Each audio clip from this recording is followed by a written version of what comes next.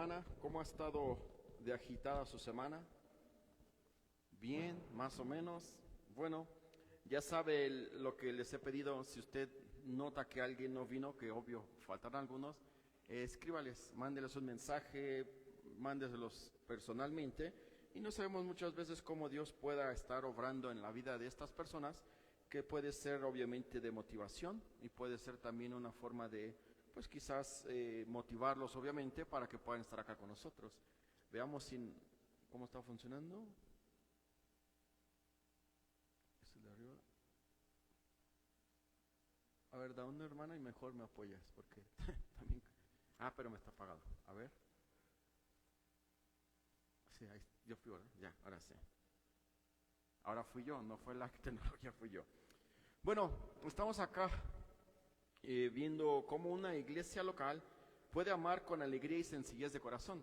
Y si se ha dado cuenta a lo largo de los 9 capítulos que hemos estado viendo hasta la semana pasada, Dios ha venido mostrando diferentes cosas y yo creo que todos hemos podido ver cómo Dios, cuando quiere dar un mensaje, lo refuerza.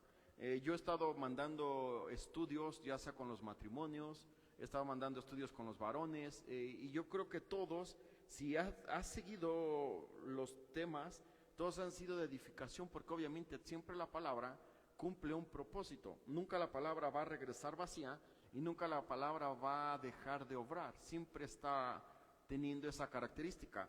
Yo sé que las mujeres tienen un devocional como tal en el WhatsApp. Yo la verdad, yo no lo veo porque pues es para mujeres, entonces no tiene caso que yo lo vea. Yo no acostumbro ver material de mujeres porque no es para mí.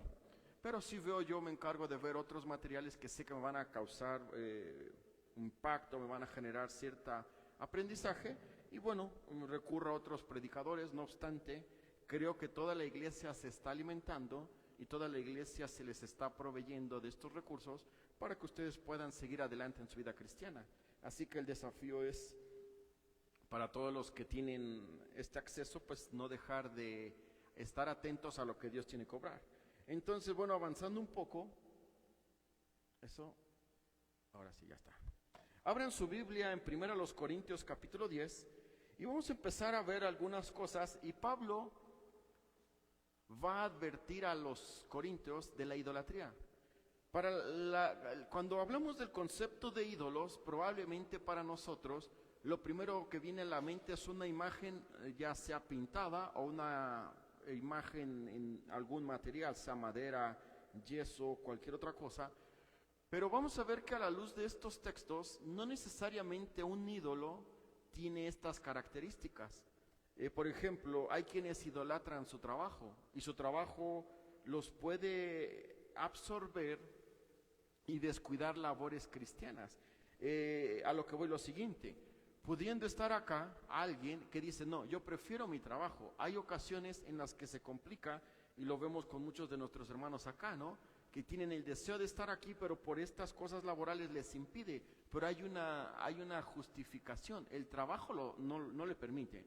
Pero ¿qué hay de aquellos? Yo pensaba que pudiendo estar no lo están. A ellos son los que a ese grupo es al que quiero hablar, porque probablemente lo están algunos disfrutando la predicación desde casa, porque pues es más fácil estar en casa, sentado y con las comodidades que ofrece el hogar.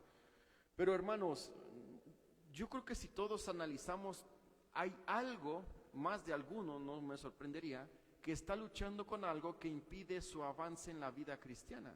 Eso es un ídolo. Y le digo, pues, no necesita ser una imagen impresa, no necesita ser una imagen física como tal, pero algo los está distrayendo.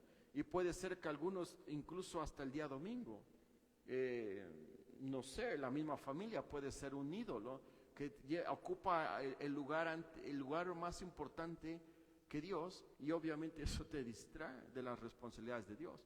El leer la Biblia, si hay algo que te impide invertir tiempo en esto, eso es un ídolo. Y yo creo que Pablo obviamente tiene esto en mente y quiere corregir con respecto a esta situación a los corintios. Y en 1 Corintios capítulo 10, Pablo empieza a desarrollar estos temas, porque él entiende perfectamente de que hay situaciones que se deben de controlar y se tienen que modificar. Y si usted abre su Biblia en 1 Corintios 10, si está ya ahí, Yo voy a orar antes para entrar directamente al texto y que la palabra nos vaya guiando acerca de lo que tenemos que aprender el día de hoy. Querido Padre, te damos muchas gracias por esta tarde que tú nos permites estar aquí para venir, aprender y alabar tu nombre. Hemos venido con diferentes necesidades, Señor. Sabemos que hay enfermos en medio nuestro. Estamos clamando por la restauración y los milagros que tú vas a hacer en su vida. Pero también, Señor, te quiero rogar que a todos los que estamos acá, que tu palabra pueda obrar poderosamente, nos pueda edificar y nos pueda traer esta guía y esta alimentación espiritual que tanto necesitamos. Tú conoces a cada corazón que se encuentra aquí en medio nuestro y te pido, Señor, que tú nos estés guiando y nos estés mostrando lo que deseas para nosotros esta noche. Por Cristo Jesús te damos las gracias. Amén. Bueno, en 1 Corintios les decía, el tema que vamos a ver el día de hoy es cómo Pablo advierte a los corintios acerca de la idolatría. Si recuerdan un poco, les voy a hacer un pequeño recuento. Pablo, ahora aquí, ya lo estamos viendo en la gráfica, va a usar a la nación de Israel como un ejemplo de malas cosas, pero también va a advertir de cómo el ejemplo de Israel de algunas cosas que hicieron bien nos puede servir a nosotros como una guía para hacer lo correcto. Y de igual manera, cosas que ellos no hicieron bien nos sirven a nosotros como advertencia para no descuidar nuestra relación con Dios.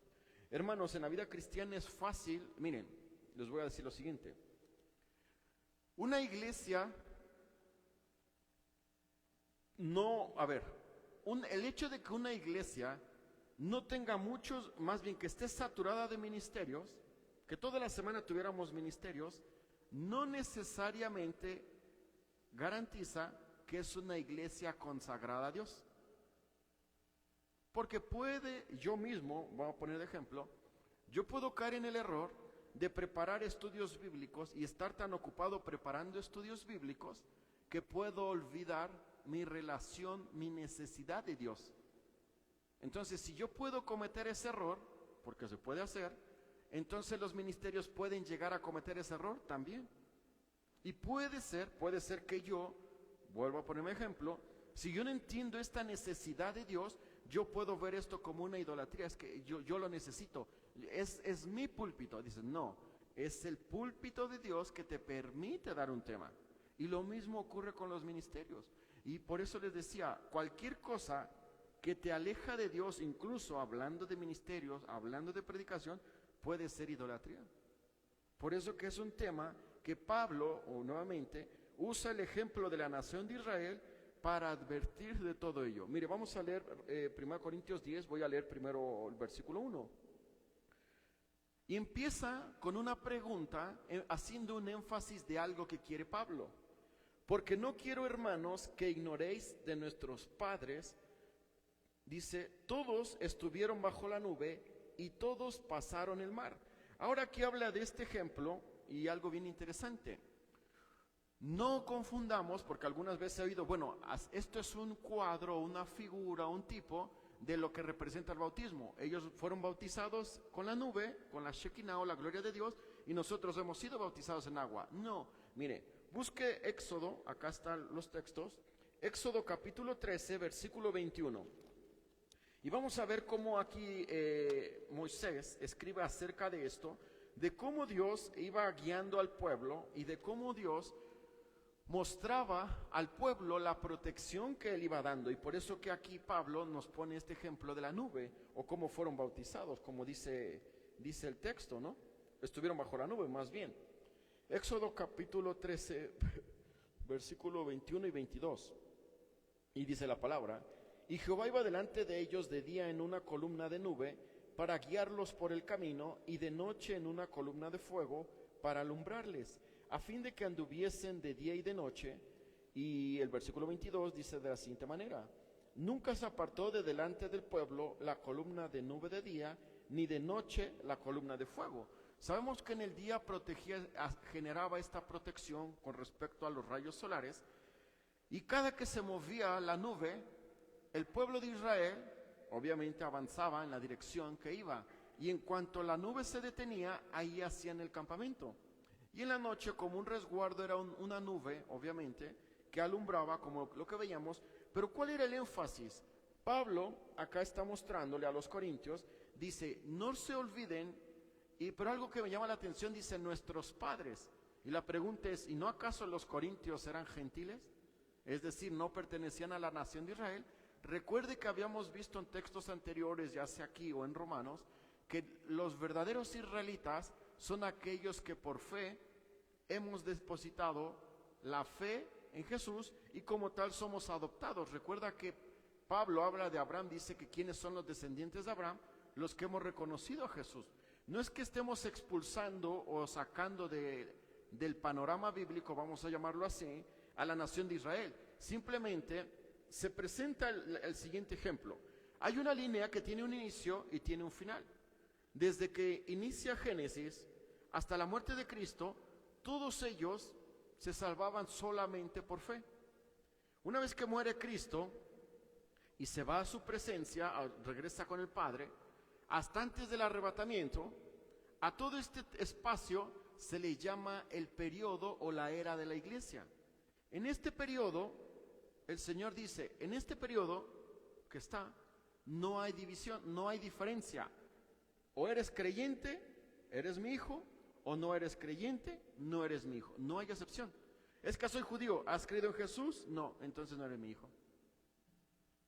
Yo no soy judío, pero ¿has depositado su fe en Jesús? Sí, usted es mi hijo. No hay una diferencia y por eso que Pablo usa este ejemplo y dice nuestros padres, haciendo una alusión tanto de Abraham, Isaac y Jacob, como ellos y todos los antepasados fueron guiados por esta nube. Y mire el versículo 2, 1 Corintios 10:2. Y todos en Moisés, acá está lo que les mencionaba hace rato, fueron bautizados en la nube y en el mar. Y todos comieron el mismo alimento espiritual. Y todos bebieron la misma bebida espiritual, porque bebían de la roca espiritual que los seguía, y la roca era Cristo. Ahora, tanto acá en este texto, en estos textos que estamos leyendo, viene hablando de muchas cosas. Mire, primeramente, habla de un bautizo, habla también de un alimento espiritual, y habla de una bebida, la cual surgía de Cristo mismo. Entonces podemos ver que con estos tres ejemplos, hay una protección y hay un cuidado de Dios hacia la nación de Israel. La nación de Israel, recuerde, viene saliendo de Egipto, de estar de 400 años en cautiverio, los salen por mano de Moisés y experimentan ciertas cosas. Pero si usted recuerda y ha leído el Levítico, ha leído Números, ha leído Deuteronomio, e incluso el mismo Éxodo, una de las frases que más se repiten dentro de estos 4 libros es murmuración. Se quejaban. Recuerde, Moisés escucha las quejas de su hermano Aarón y María y dice, ¿acaso Dios nada más ha hablado por medio de Moisés? ¿Acaso no también puede hablar por nosotros? Y el Señor se enoja. Recuerde que en otra parte de allá del Antiguo Testamento, la nación de Israel dice, estamos aburridos del maná. Y dice, ahora les va a dar codornices hasta que les salga por la carne, es decir, hasta que se hastíen porque lo han despreciado. También si usted ha leído, y si no le explico ahora, Dios les había dicho un mensaje bien claro. Van a apartar el maná de acuerdo al grupo de personas que hay en su familia. Y yo pienso que eran latinos. Dice, no, pues si hay todo, agarramos. ¿Qué pasa? Empieza a heder, empieza a podrirse, y después el campamento tienen que sacarlo porque no se soportaba. Y Dios le dice, ¿acaso no les dije que apartaran? Les iba a proveer diario, pero ¿por qué? Y miren, si nos está poniendo el ejemplo de Israel, ¿cuántas veces nosotros, porque podemos caer en el error de juzgar a la nación de Israel y hablar de que desatendidos, malagradecidos y todos los conceptos que usted pueda tener de ellos, pero la pregunta es, ¿cuántas veces Dios nos dice lo mismo? Te voy a proveer y estamos dudando de Él. No sé, yo voy a hablar por mí, ¿no? Pero cuando yo estoy viviendo en Chile, caí en esto. Compraba muchas cosas y después las tenía que tirar. No me las comía. Y yo dije, esto no está bien. Porque Dios ya me ha provisto, pero yo no estoy administrando lo que me ha provisto. ¿Y sabe qué iba? Iba al supermercado, porque era lo que me quedaba más cerca, y compraba 3 manzanas. Y decía, ¿pero por qué vienes diario por 3 manzanas? Porque son las que sé que son las que me voy a comer. Pero llévate 1 kilo. Dije, no, porque ya me he llevado el kilo y se me echa a perder. Porque a lo mejor hoy se me antojan 3 manzanas, mañana se me antojan 2 naranjas, pasado se me antoja no sé, un mango, o se me antojan 2 plátanos, pero voy viendo mi necesidad. Pero cuántas veces, hermanos, nosotros caemos en el mismo error que ellos y quizás no valoramos tanto lo espiritual, como dice acá, el alimento, no valoramos la protección de Dios, ni tampoco valoramos la misma protección de Dios mismo, porque es parte de la esencia del ser humano preocuparse de ciertas cosas. Mire, ya regresamos allá, Éxodo capítulo 16, versículo 15. Éxodo capítulo 16, versículo 15.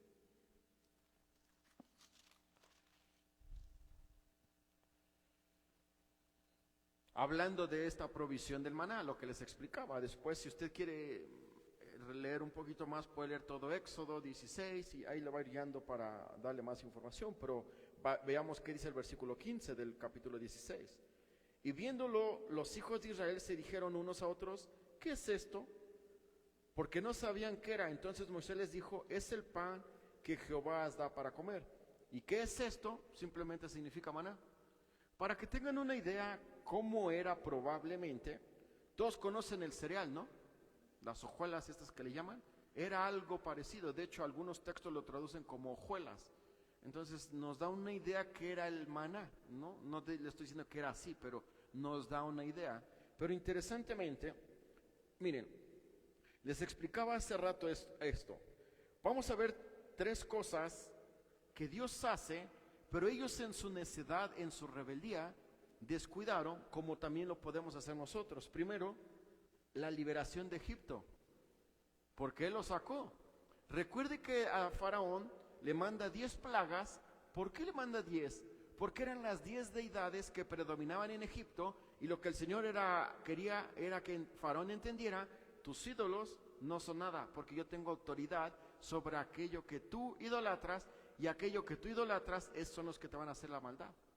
¿Por qué? Porque yo estoy controlando y quiero que tú entiendas. Fue tanta la rebeldía de Faraón, fue tanto el orgullo, que no lo quiso hacer. Cuando deja ir al pueblo, una vez que mueren los primogénitos, entre ellos su hijo, los deja ir, recapacita y los va a perseguir, no para saludarlos, los quiere exterminar. Y después vemos que Faraón muere completamente ahogado con todo su ejército, y el pueblo cruza y se sigue, ¿no? Pero entonces, la liberación de Egipto fue un evento maravilloso. Ellos vieron los milagros de Dios, ellos vieron el cuidado de Dios, pero no lo valoraban, se quejaban. Otra cosa importante, el bautismo en Moisés. Recuerde que la palabra bautizo le he explicado de varias formas y significa dentro, al lado, abajo o incluso por arriba. Entonces, cuando habla el bautismo, la palabra podríamos traducirla así: fuimos puestos en Moisés o dentro de Moisés, dentro de la misma protección de Dios. No está haciendo alusión, nuevamente explico, a lo que nosotros entendemos ahora del bautismo en agua, ni tampoco del bautismo en el Espíritu Santo. ¿Qué es el bautismo del Espíritu Santo? Lo explico porque podría alguien confundirse. El bautismo en el Espíritu Santo es cuando, una vez que somos salvos, somos puestos en el cuerpo de Cristo. 1 Corintios capítulo 12, versículo 13 dice, y Él nos dio a beber de un mismo espíritu, hablando de que fuimos puestos dentro de un solo cuerpo, y todo eso es por la fe en Jesús. Entonces entiende que es el bautismo por agua, una identificación pública, entiende el bautismo del Espíritu Santo, el momento que ocurre cuando nuestra salvación, y el bautismo que habla de acá de Moisés es cuando la nación de Israel estaba dentro o bajo el liderazgo de Dios mismo. Entonces, si avanzamos un poco más allá, llegamos al versículo 5, ahí está, de 1 Corintios 10, y el texto nos sigue hablando, y Pablo nuevamente utiliza mucha de la historia de la nación de Israel, porque él quería que los corintios entendieran el porqué de algunas cosas. Mire versículo 5, pero de los demás de ellos no se agradó Dios. Es decir, aunque nosotros entendemos que, y por por estadísticas, se cree que probablemente eran alrededor de 3 millones, ¿sabe cuántos entraron a la tierra prometida? 2, Josué y Caleb. Dice, de 3 millones, sí, porque fueron los que creyeron. Fueron los que dijeron, si Dios nos mandó, tenemos que creer. Y los demás dudaron. Y dice, pero eran 3 millones. Bueno, aquí muestra que no le creyeron al Señor. Mire versículo 5. Pero de los demás de ellos no se agradó Dios, por lo cual quedaron postrados en el desierto. Eso es una cita de Números, y dice más allá. Y lo importante, esto es lo que nos quiere enfatizar, bueno, a nosotros la Biblia, pero Pablo les quería enfatizar a los corintios. Pero de los demás de ellos no se agradó Dios, por lo cual quedaron postrados en el desierto. Y versículo 6, mas estas cosas sucedieron, ¿para qué?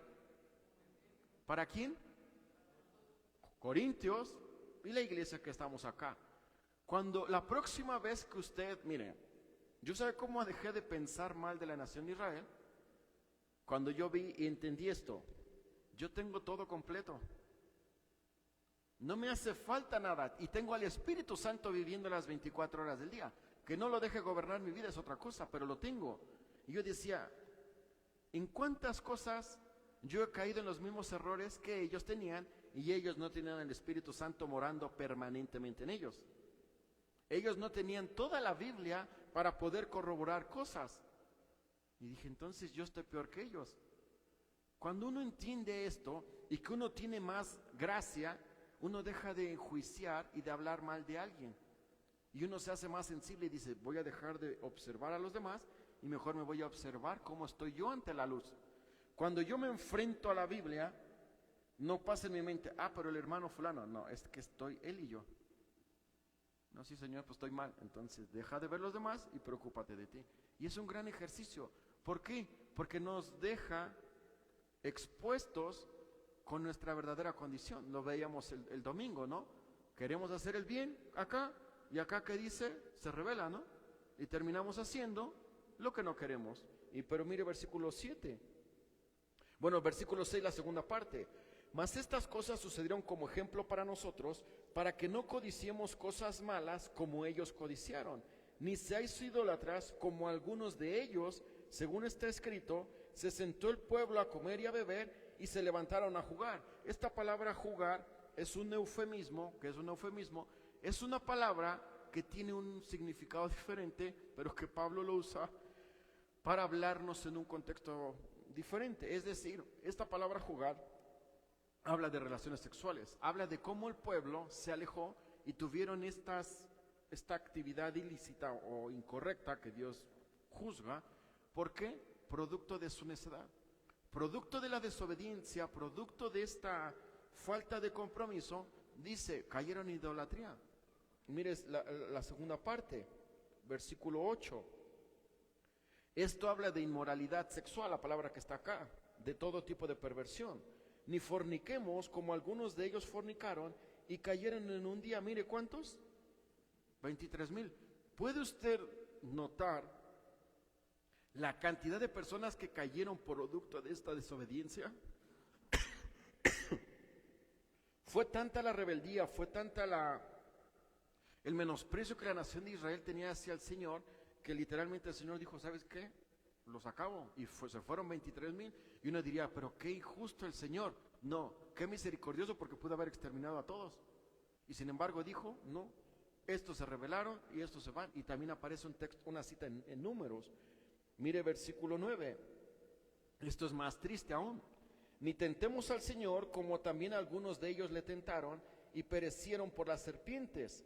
Y lo más triste, ni murmuréis como algunos de ellos murmuraron y perecieron por el desierto. Si tuviéramos que resumir estos versículos, los versículos nos van a mostrar que la nación de Israel son un ejemplo de descuido. Y les comentaba que los únicos dos que fueron y creyeron siempre cuando los mandan a descubrir y a visitar estos terrenos fue Josué y Caleb. El resto no creía, el resto no querían hacer, y por algo el Señor dice, realza a estas dos personas. Mire Éxodo capítulo 32, versículo 6. Éxodo capítulo 32, versículo 6. Les pongo en contexto. Moisés sube a recibir las tablas con los 10 mandamientos. Y si recuerda usted el texto, ¿qué es lo primero que hizo la nación de Israel? Hizo un becerro, porque ellos lo asociaban con esta deidad cuando estaban en Egipto, que era quien ellos consideraban que los había sacado. Y dice, pero ¿cómo puede ser si ellos sabían perfectamente que el que los había sacado de allí era Dios mismo? Bueno, vean cómo rápida y fácilmente se olvidaron de Dios. Viendo todas las 10 plagas, cómo Dios obra, cómo Dios los saca, cómo ni uno de los judíos murió, ni uno de los primogénitos, y todos se fueron, seguían dudando de él. Imagínense la frustración, sabemos el texto. Moisés sube ahí en Éxodo capítulo 20 por los 10 mandamientos, y en cuanto llega lo primero que están idolatrando a un toro. Y dice, pero si no tiene ni cierto tiempo que estoy percibiendo, estoy recibiendo esto, y ustedes se alejaron. Porque producto de esta idolatría, mire, Éxodo 32:6. Y al siguiente día madrugaron y ofrecieron holocaustos y presentaron ofrendas de paz, y se sentó el pueblo a comer y a beber, y se levantó a regocijarse. Y puede ser lo que nos dice acá, ya sabe, regocijarse, jugar, ¿qué significa? Entonces vean cómo fácilmente la nación se pervirtió. Y la pregunta es, escuchaba yo esta mañana también una predicación del pastor Charles Stanley, y decía, nosotros, y todos yo creo que hemos visto el texto, cómo Esaú vendió su primogenitura, ¿no? Que se la vendió a su hermano y la despreció. Pero el pastor dice algo bien interesante. ¿Y nosotros por qué vendemos nuestra primogenitura? Por algo. Dice, él la vendió por comida, pero usted por qué y yo por qué la vendemos. Entonces yo creo que seguimos el mismo ejemplo y vamos viendo todo esto. Muchas veces nosotros nuevamente, con toda esta información y con todo este cúmulo de información, caemos peor que ellos, porque nosotros ya lo sabemos, tenemos al Espíritu Santo, pero el Espíritu Santo en algunos corazones está tan insensible porque no se deja trabajar. Dice, pero ¿por qué no obra en ti? Porque no lo dejas. ¿Y por qué en este obra bien y en mí no? Porque él sí se deja guiar, tú y yo no. Y vemos esa diferencia entre una persona y otra. 3 cosas que nos muestra el texto, ¿no? Idolatría. Tentaron al Señor. Recuerde que incluso allí en Malaquías dice, probadme ahora en esto. El Señor le dice a su audiencia judía. Por si acaso no es un texto que debamos utilizar en la iglesia, porque Malaquías está escrito en un concepto de la ley y nosotros no tenemos ninguna autoridad de ponerlo eso en práctica. Dice algunos, ¿no? Lo citan fuera de su contexto. ¿Para qué? Para pedir que la gente tiene que diezmar. Dice, sí, pero dice, aquí no existe el alfolí. El alfolí, si usted ha leído Malaquías capítulo 3, era una especie de bodega donde se acumulaba todo ello. Entonces, si usted escucha de mí que yo le cite Malaquías 3, probadme ahora, dice el Señor, y abriré las ventanas de los cielos hasta que sobreabunde, usted tiene toda la autoridad de decirme, nosotros no somos judíos, y tú lo estás sacando de su contexto. Eso es para los judíos, no para nosotros. ¿Puede servirnos como ejemplo, como lo que nos estás diciendo? Sí, pero no aplica. Es sacar versículos fuera de su contexto. Entonces, tentaron al Señor y mire lo más triste, murmuraron contra Él. La murmuración es una queja, la murmuración es una represalia en contra de alguien con el cual o hacia quien no ha podido satisfacer lo que nosotros queremos. Eso podría ser una definición de una murmuración. Aquel comentario sin valor o aquella falta de credibilidad, eso es lo que nos lleva a murmurar. La nación de Israel murmuraba, ¿no? Les provee maná, les provee carne, les provee agua, ¿y qué es lo que hacen? Se quejan. ¿Y qué eran las quejas que tenían? Pero recuerdan que en Egipto teníamos cebollas, teníamos esto, y empiezan dicen, sí, pero ahora tienen la guía y la presencia directa de Dios, y tienes la provisión de Dios. Allá trabajabas y tú te proveías de esos recursos. Aquí Dios te lo está dando. ¿Pero qué era? Se quejaron de Moisés. ¿Qué hace el mismo Moisés? Se queja, el Señor le dice, habla a la roca. ¿Y qué hace Moisés? La agarra como piñata y dice, por eso no vas a entrar. Y vean, Moisés se mantuvo, y yo siempre pienso, qué difícil debe ser guiar, si, no sé, yo veo las iglesias, ¿no? Si guiar a un grupo, no vamos a pensar 1000 personas, es muy difícil. Imagínense guiar un grupo de 3 millones de personas y que se quejan, y yo creo que Moisés, claro, pero el punto es no que Moisés tiene la justificación por la murmuración de la gente, no, Moisés, Dios le dio un mensaje, él desobedece y le dice, por esto no entra. Pero fue una cosa, con Dios no es o lo haces o no lo haces, no hay punto medio. Y Moisés sabía lo que tenía que hacer y tristemente no lo hizo. Ay, sí, está. Si avanzamos al versículo 11, creo que ya se fue hasta más para allá.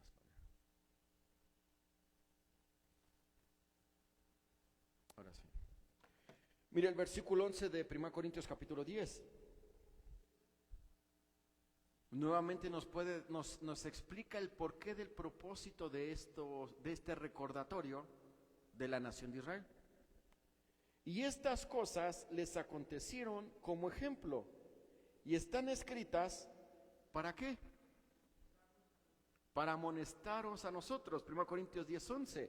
Y si se da cuenta, en el 1 Corintios 10:6 nos dice que es, primero nos dice que es como ejemplo. Y ahora en el versículo 11 dice que fueron escritas para advertirnos a nosotros. Y hay una diferencia. Primero dice, te voy a hablar de algo para que veas un mal ejemplo.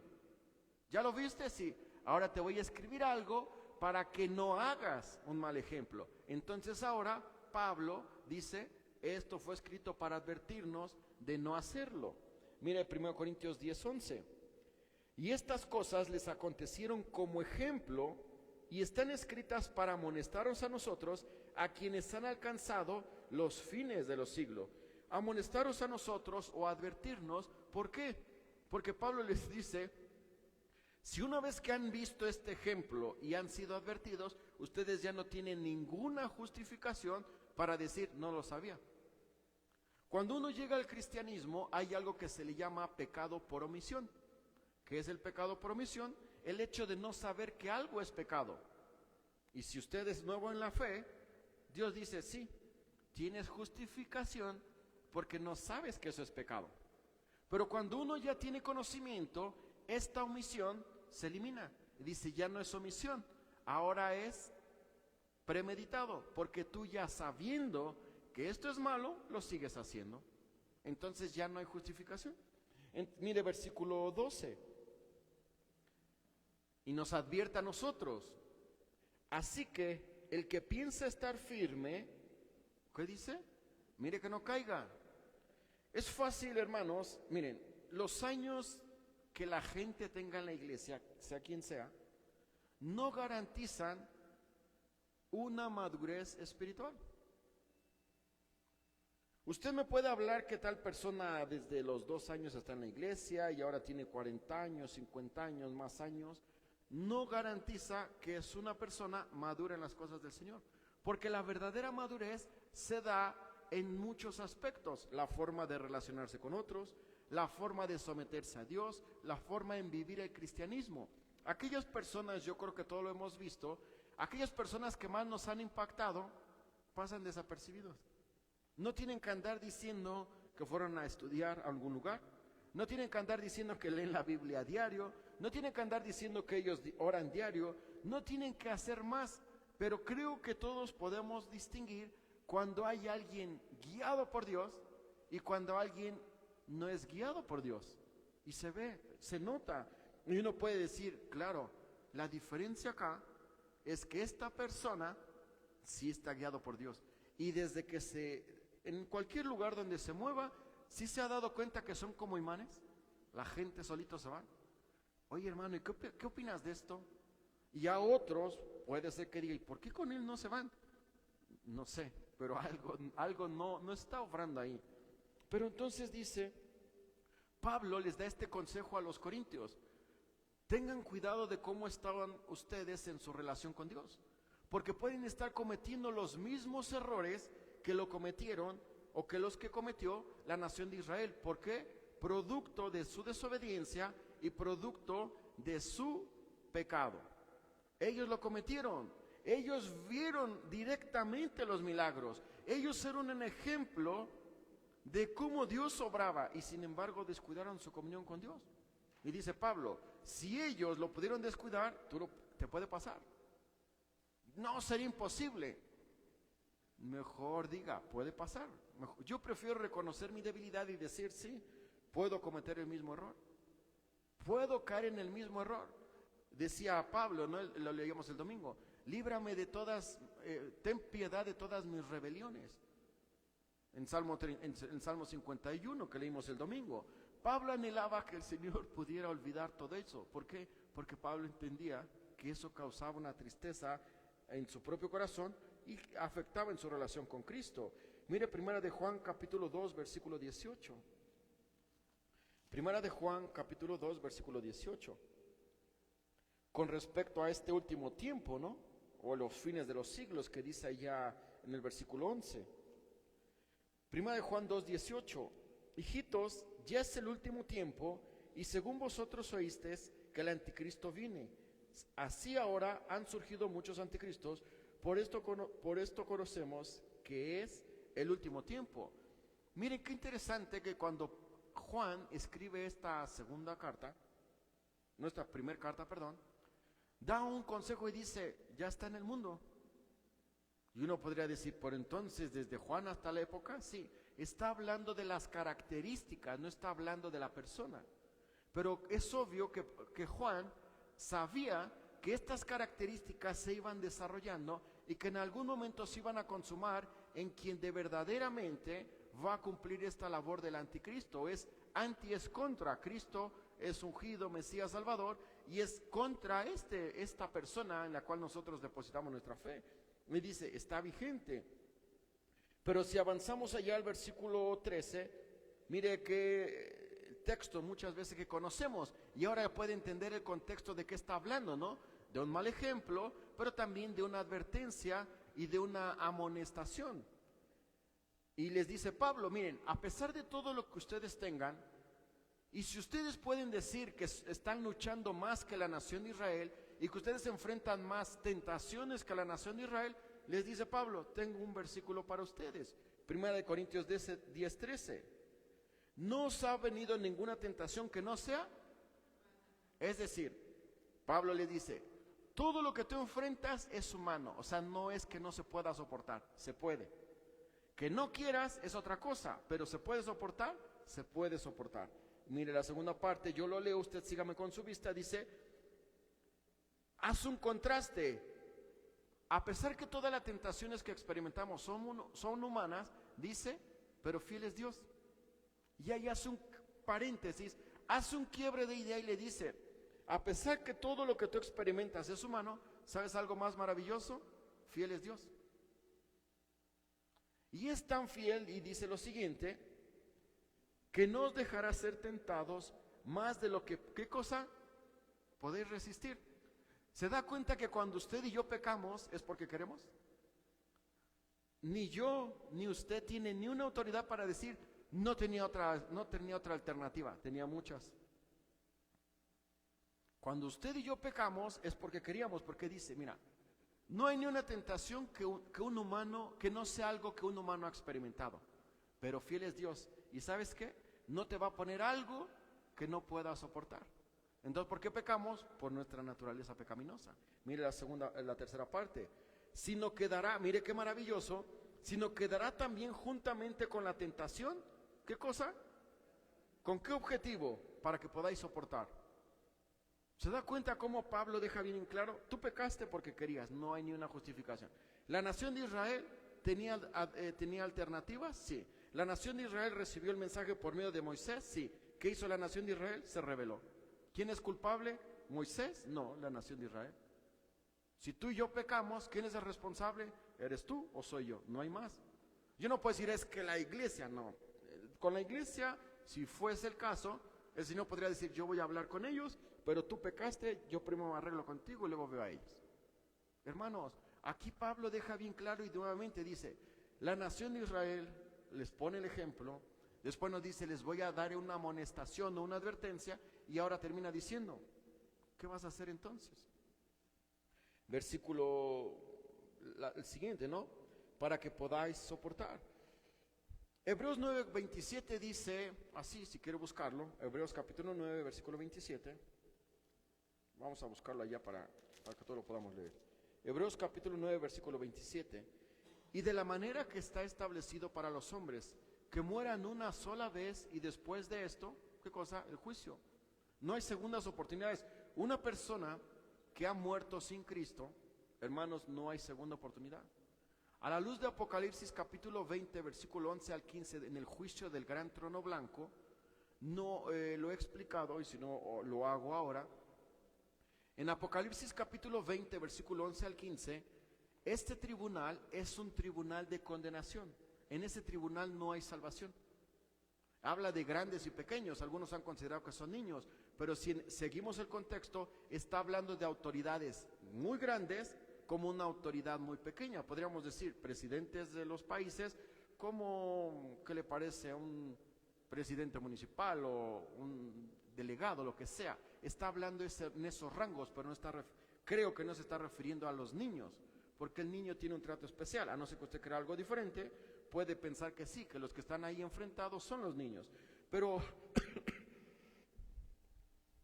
si avanzamos por último al siguiente texto, del 14 al 22, mire lo que dice 1 Corintios capítulo 10, versículo 14. Con respecto después de armar todos estos consejos, les dice: por tanto, amados míos, huid de la idolatría. Es decir, sepárate, no tienes por qué hacerlo. Como a sensatos os hablo, como a personas inteligentes, juzgad vosotros lo que digo. Versículo 16, habla de la cena del Señor, versículo 16 y 17. La copa de bendición que bendecimos, ¿no es la comunión de la sangre de Cristo? ¿Acaso lo han olvidado? Pues yo sé que ustedes lo entienden. El pan que partimos, ¿no es la comunión del cuerpo de Cristo? Dice, bueno, siendo un solo el pan, nosotros, con ser muchos, somos un cuerpo, pues todos participamos de aquel mismo pan.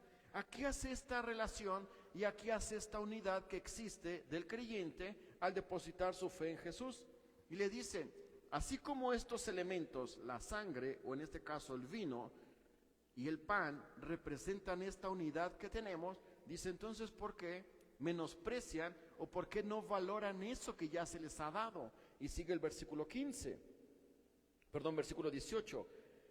Vuelve a dar el mismo consejo. Mire, 3 veces tiene que recordarles algo, versículo 6, versículo 11 y ahora el versículo 18, para que vuelvan a entender. Mirad a Israel según la carne o según su naturaleza humana. Los que comen de los sacrificios no son partícipes del altar. ¿Qué digo pues? ¿Que el ídolo es algo o que sea algo de lo que se sacrifica a los ídolos? Antes digo que lo que los gentiles sacrifican, mire, ¿a quién lo hacen? A los demonios, porque tienen autoridad. En este momento ellos están ejerciendo una autoridad. Ellos dice que el príncipe de la potestad del aire, quien gobierna en este momento, es Satanás. En algún momento va a cambiar el reino y el reino va a ser establecido y el que va a gobernar es Cristo. Por eso, hermanos, no le crean ningún gobernante.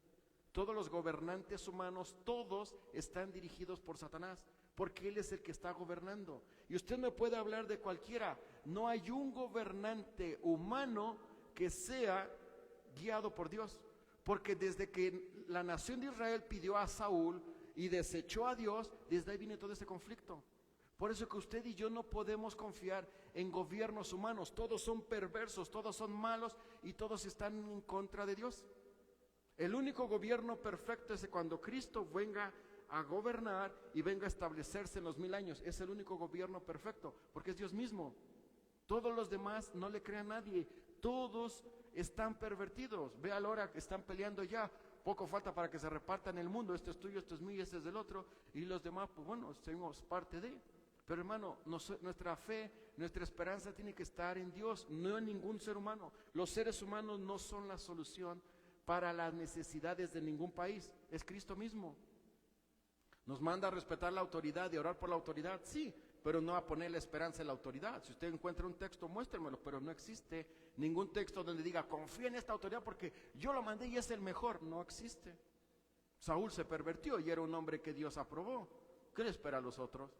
Hermano, no crean la autoridad humana, no es la autoridad divina. Mire el siguiente texto, versículo 21. No podéis beber la copa del Señor y la copa de los demonios. No podéis participar de la mesa del Señor y de la mesa de los demonios. O provocaremos a celos al Señor. Somos más fuertes que Él. ¿Qué estaba ocurriendo en Corinto? Recuerde que Corinto se caracterizaba por ser una ciudad muy idólatra, donde existía un templo a Diana o a Afrodita, que era el mismo nombre que se le daba ya sea en Éfeso o en Corinto, donde se tenía un altar y las que trabajaban allí eran mujeres que vendían su cuerpo, creo que saben a qué me refiero, y los hombres iban con estas mujeres y a través de esta experiencia ellos se buscaban una espiritualidad. Y Pablo les dice, pero si eso es idolatría, no hay más que un solo Dios. Lo dice en 1 Corintios 8, dice, ¿qué es un ídolo? ¿Qué es la comida? Nada. Y el mismo Señor dice, lo que entra aquí se va a la letrina, podríamos ir al baño, pero lo que sale de aquí, eso es lo que contamina. Hermanos, y aquí les hace ver esto. Mire, vamos a ver unas citas más y estaríamos terminando. Deuteronomio, el quinto libro de la Biblia, Deuteronomio capítulo 32, versículo 17. Deuteronomio capítulo 32, versículo 17. Mire que hasta dónde llegó la nación de Israel.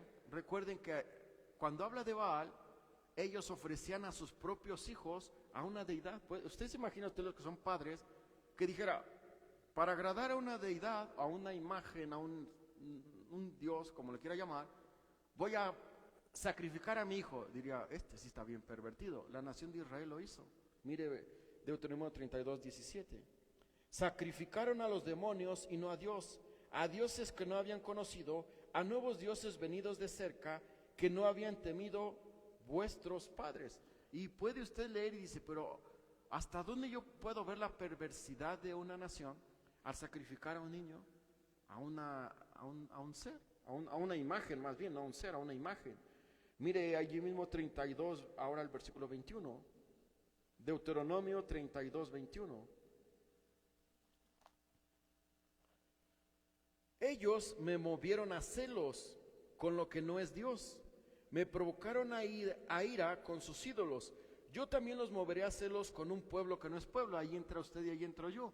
Habla de esta promesa de que iba de algo que no era un pueblo, iba a ser su propio pueblo. Y es lo que ahora llamamos la iglesia, el cuerpo o la esposa del Cordero. Los provocaré a ira con una nación insensata. Y claro, es todos los gentiles. Y para el judío, en esa época fue algo contradictorio, fue algo fuerte como lo sigue siendo ahora. Que usted, si usted, es cierto que es un pueblo escogido, Israel es el pueblo escogido, a diferencia de nosotros, que somos un pueblo, sí, somos un pueblo, pero somos un pueblo adquirido, pero no estamos reemplazando a Israel, porque las promesas para Israel siguen vigentes, y las promesas para Israel son terrenales, las promesas para nosotros son espirituales. A nosotros nos promete vida eterna, a ellos les promete la tierra, y cuando regrese la nueva Jerusalén, allí habitaremos, pero no es las promesas terrenales, no son para nosotros. Usted ve a los judíos, ¿por qué son tan prósperos? Porque Dios promete y mantiene sus promesas. Porque a nosotros, algunos de nosotros, no nos da tanto, porque no es lo que nos prometió. No obstante, nos bendice, pero no como ellos, porque Dios estableció acuerdos tanto con la iglesia como con Israel, y son diferentes. La iglesia espirituales e Israel terrenales. Hay una diferencia. Salmo 106, versículo 37. Salmo 106, versículo 37.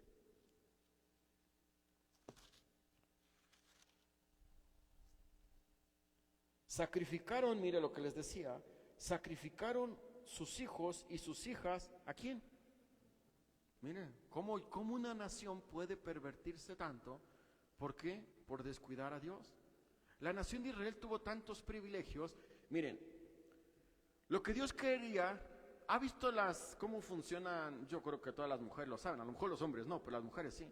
¿Cómo funcionan las lavadoras? Hay algo, yo no soy físico, no entiendo muchas de estas cosas, pero al menos las palabras las entendí.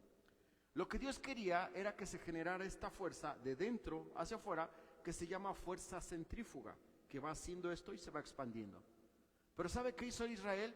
Una fuerza que se llama centrípeta, que es de afuera y se va haciendo cada vez más chica. Eso generó. Lo que Dios quería que el centrifugado fuera el evangelio y se expandiera hasta el último de la tierra. Lamentablemente la nación de Israel e incluso ahora la iglesia tiene esta fuerza centrípeta y que cada vez se va cerrando. Y les decía, ¿cuántos de ustedes siguen teniendo amigos que no son creyentes, pero que sería una buena oportunidad para hablarles del evangelio? Cada día se van perdiendo. Yo creo que mis mejores amigos están aquí en la iglesia y tengo otros conocidos, pero yo no los llamaría amigos. La misma Biblia dice, no hay amigo más unido que un hermano. Si hay un hermano acá y yo estoy pasándola mal, yo no tengo problema en abrir mi corazón y decirle, no le encuentro propósito a mi vida y necesito una guía. Y tan práctico, vamos a decir, bueno, vamos a orar, vamos a leer este texto y encuentro confort. En una persona del mundo, no digo que no lo voy a encontrar, pero no es la misma guía. Dios puede ocupar a un incrédulo para restaurarme, puede hacerlo, pero normalmente no es un patrón, aunque lo puede usar. Dios es soberano, puede usar a quien quiera. Pero hermanos, a lo que voy es lo siguiente: ¿cómo la nación de Israel, entendiendo todo esto, se pudieron perder? ¿Cómo los corintios, después de ver cómo Dios los restaura, cómo Dios los saca de la idolatría, cómo los cambia y les da esta justificación, cómo los hace adeptos, cómo los hace partícipes de la esposa o el cuerpo de Cristo, perdieron el rumbo? Le dice Pablo, si vienes de ser idólatra, ¿por qué vuelves a regresar allá? Por la naturaleza propia de cada persona, la naturaleza pecaminosa. El espíritu a la verdad está dispuesto, pero la carne es frágil. La carne me lleva a hacer cosas que no quiero. Dice Romanos capítulo 10, versículo 17 al 24, que leímos la semana pasada, bueno, el domingo. 7 del 14 al 25, Romanos 7 del 14 al 25, habla de esta lucha interna de cada ser humano, y principalmente de cada creyente, no de ser humano, cada creyente. Hermanos, espero que estos ejemplos que hemos visto puedan servirnos como ejemplo, o son las mismas palabras de los textos que leímos, puedan amonestaros y también, literalmente, nos puedan servir para avanzar en nuestra vida diaria. Puede ser que usted esté luchando ahora con algo, yo no lo sé. Puede ser que usted en este momento necesite de algo, yo no lo sé. Pero de algo estamos seguros. El mismo Dios que sacó a la nación de Israel, el mismo Dios que proveyó para la nación de Israel, el mismo Dios que salvó a la nación de Israel y que el mismo Dios que envió a Jesucristo es el mismo que nosotros adoramos. Y se pudo obrar en la nación de Israel, puede obrar en nosotros. Si puede alimentar a 3 millones de nosotros, nos puede alimentar a todo su pueblo, somos su esposa. Entonces, hermanos, no olviden nunca eso, y que por muy grande que sea la lucha, siempre hay una salida. Por muy difícil que se vea el panorama, Dios está en control de todo, nada escapa de la voluntad de Dios. Puede estar usted sufriendo, es muy probable, yo no puedo minimizar su dolor, pero le quiero animar y váyase con esto. Dios siempre se mantuvo fiel en sus promesas con la nación de Israel. ¿Por qué tendría que descuidar una promesa que usted le dio? He aquí, yo estoy con vosotros todos los días hasta el fin del mundo. Amén. Su presencia es continua. Tenemos al Espíritu Santo. Entonces, ruego que este estudio obre en cada corazón y nos lleve cada día más a amar, glorificar y exaltar el nombre de Dios. Y que así como la nación de Israel, vamos a terminar muy positivamente, vio grandes milagros y grandes proezas de Dios en sus vidas, que nosotros también derrame igual bendiciones. Vamos a terminar en oración. Querido Padre Santo, te damos muchas gracias por esta tarde, Señor, en la cual hemos venido aquí un grupo de hijos tuyos para aprender de tu palabra. Venimos con diferentes necesidades, Señor, tú conoces cada corazón. Te ruego, Señor, por aquellos enfermos, por aquellos desanimados, por aquellos que están probablemente luchando con problemas económicos, probablemente con problemas familiares, probablemente problemas en el trabajo, quizás problemas en el colegio. Yo no lo sé, Señor. Hay tantas cosas que a veces nos oprimen, a veces nos afectan, pero ayúdanos, Señor, a no ser indiferentes ni a ser malagradecidos. Que por sobre todas las cosas tu palabra pueda guiarnos y por sobre todas las cosas tu palabra pueda mostrarnos esta fortaleza y que a través de tantas formas que te manifiestas tú, ya sea por medio de un hermano, por medio de la comunión directa contigo, a través de la oración, podamos encontrar lo que estamos necesitando. Aquí hay un grupo de hijos tuyos, Señor, con diferentes cosas en este momento, pero confiamos en tu misericordia y tu fortaleza. Te damos gracias por quien eres y por lo que vas a seguir haciendo en nuestros corazones. Por Cristo Jesús te damos las gracias. Amén. Vamos a pasar la ofrenda y le vamos a pedir a nuestro hermano Leo si nos puede apoyar.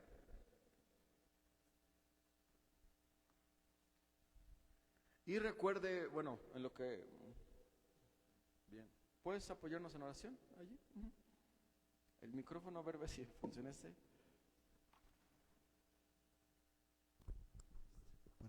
Bueno, Señor, hoy en esta noche te damos gracias, me es bendito por la gente que está aquí. Señor, bendice sus hogares y también bendice su bolsillo. Todo esto te lo pedimos en nombre de tu Hijo amado Cristo Jesús. Amén.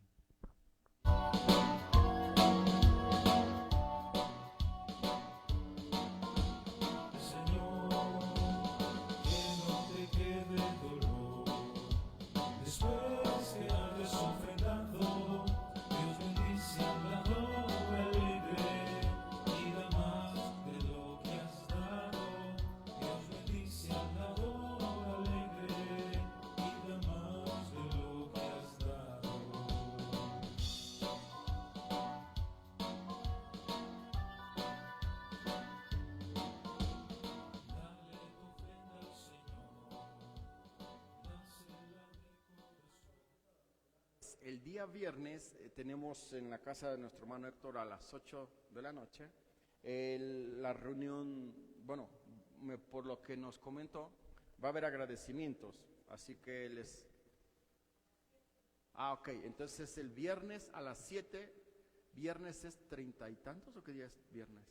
30, entonces el viernes 30 a las 7 de la noche, la calle sé que se llama 5 de mayo, ¿ya? Y todos creo que conocen la casa del hermano. Así que les animamos, vayan, asistan, va a ser bueno compartir, ver la actividad. Les digo, yo entendí nada más que va a ser como agradecimientos, no sé más detalles, pero bueno, eso nos va a servir para llegar allá y ver cómo lo va desarrollando. Y bueno, hermanos, estaríamos despedidos, nos veríamos el viernes y posteriormente nos vemos el día domingo acá en la iglesia. Alguna otra actividad, creo por lo que veo, salvo esa no hay otra. Así que hermanos, vamos a terminar en oración y pues estaríamos regresando cada uno a nuestros respectivos hogares. Querido Padre Santo, muchas gracias por esta oportunidad que tuvimos de estar acá. Agradecidos estamos por este lugar tan maravilloso que tú nos permites disfrutar, así como también, Señor, del tiempo para alabarte y también el tiempo para que tú hablaras a nuestro corazón. Ahora, Señor, te pedimos que nos lleves con bien a casa, que podamos regresar, analizar estas cosas y, bueno, reanudar nuestras actividades. Si tú has de venir esta noche, Señor, que estemos listos para poder ir ante tu presencia. Si esa no es tu voluntad, permítenos despertar el día de mañana y que al abrir los ojos, Señor, lo primero que hagamos es agradecer por una oportunidad más que tenemos para alabar y exaltar tu bendito nombre. Bendice a cada uno de nuestros hermanos que se encuentran y te pedimos también por la actividad del viernes que pueda ser de bendición y de mucho provecho para cada uno de nosotros. Por Cristo Jesús nuestro Salvador, te damos las gracias. Amén. Bueno, hermanos, nos vemos el día domingo. Ahí sí no. Y el viernes también.